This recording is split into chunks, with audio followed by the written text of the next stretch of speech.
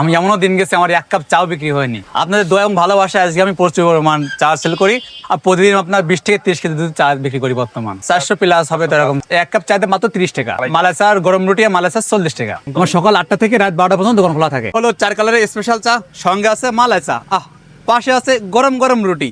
খাইতে এত জুত, এত মজা, এত টেস্ট লাগবে রে ভাই, না খেলে বুঝবেন আরিফ ভাই 4 কালারের স্পেশাল চার স্বাদ মান টেস্টটা কেমন। আজ মাশাআল্লাহ এই দুধ দিয়ে চা তৈরি করে দুধ দেখেন, এত জুত, এত মজা, এত টেস্ট লাগবে যে চা খাইতে, না খেলে বুঝবেন আরিফ ভাই 4 কালারের স্পেশাল চা।